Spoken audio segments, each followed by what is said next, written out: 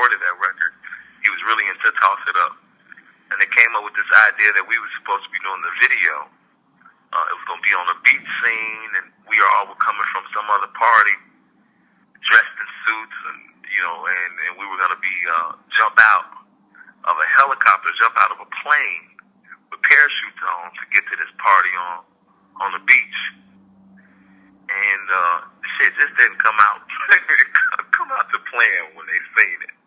Just didn't look right. Us dressed the way that we were on the beach, the concept didn't come across right.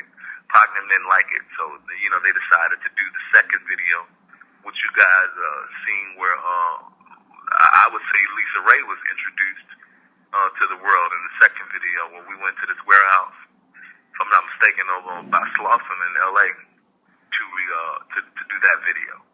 Mm-hmm. The second Toss It Up. It was shot in September, and it was probably 8 or 9 days before Pac's death. That was the last video shoot. We shot that video and got on the road and drove to Las Vegas to be down there for the fight.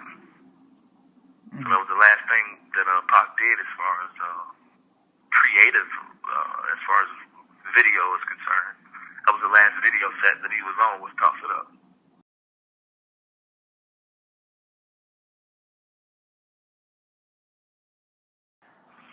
It all happened so crazy.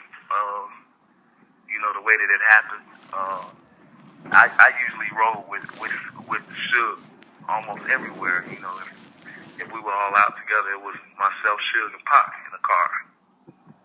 Almost 80% of the time, if not 100% of the time, 90% of the time, it was always us in the car. And, me and Pac played the whole shotgun thing. Whoever make it to the car first, gonna ride in the front. And somehow it seemed like he made sure that I had to get in the back, because I was a little young nigga. She'll tell that nigga get in the back, tell the young nigga get in the back, so I sat in the back. But that night, I didn't ride with them. I stayed at the hotel because I got something on the back of my pants leg. And one of the valet guys told me, hey, there's some red stuff going on the back of your pants leg. So I called Suge, and he's like, well, we're going to leave you. I'm going to leave your tickets, and you just come on over to the fight. And by the time I got ready, Suge was calling me saying, man, niggas just knocked him out. Meet us at the club. And I went straight to the club, 662, and waited for Suge and them. And it took them much longer than we expected. And that's when somebody had came in the door and said that Suge and Pac was killed. That's what they said when they came in the club. So I rushed over to the hospital where they were.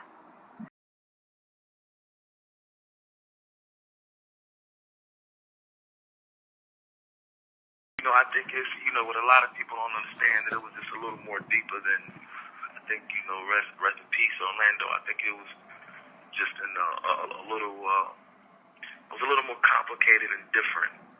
It looked like it was probably an attack. There was a lot going on with the East Coast, West Coast thing during the same time.